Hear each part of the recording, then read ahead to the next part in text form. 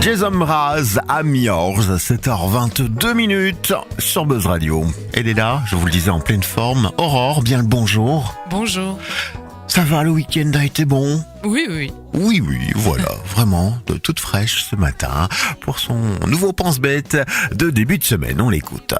Alors Ben, me voici de retour après avoir été fourbement remplacé par ce jeune Matuvu dont on n'entendra sûrement plus jamais parler. Quel culot, tu l'avoueras, cette jeunesse qui croit pouvoir prendre la place de ses aînés, mais rassure-toi, je ne me laisserai pas faire, je tiendrai le camp devant mon micro jour et nuit s'il le faut. C'est qu'avec tout ça, je n'ai pas pu répondre à mes questions essentielles du vendredi. Me voilà donc dans l'obligation de déplacer cette tradition en espérant ne pas trop te déboussoler.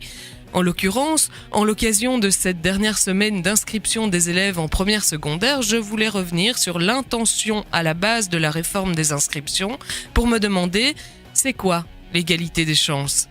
Alors, à la base, l'égalité des chances, c'est le principe selon lequel, quelles que soient les origines, l'héritage économique ou culturel, les convictions et appartenances d'un élève, il devrait, idéalement, pouvoir accéder à la vie, à la carrière, à la position sociale à laquelle il aspire, grâce en grande partie à l'effet d'un enseignement public de qualité qui gommerait les différences. Autant dire que l'école a du boulot si elle veut espérer réaliser cet objectif et que plus la société est inégalitaire et plus cette tâche devient compliquée. Sans compter que cet idéal méritocratique méconnaît largement les mécanismes d'exclusion sociale auxquels il donne légitimité.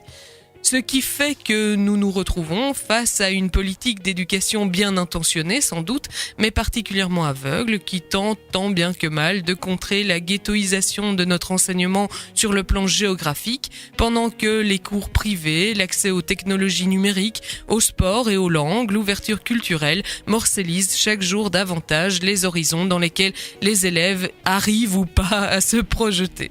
Attention qu'on évacue déjà ici les enfants non belges, auxquels l'accès à l'égalité n'est même pas envisagé, mais même en nous limitant aux seuls futurs citoyens, le caractère palliatif de ces politiques apparaît évident.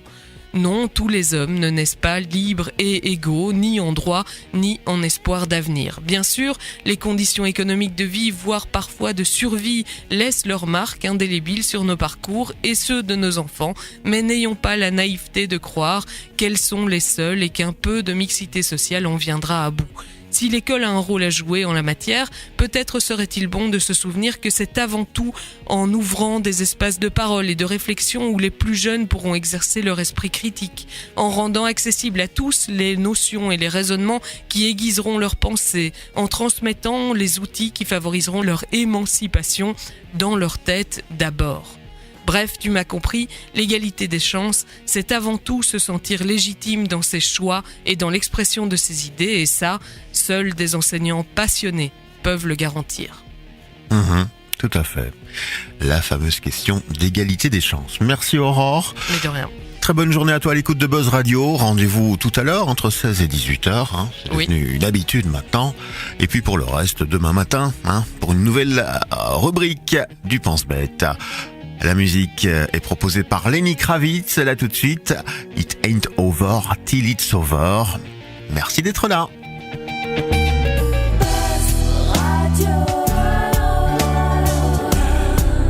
Buzz Radio, juste pour vous. Buzz Radio.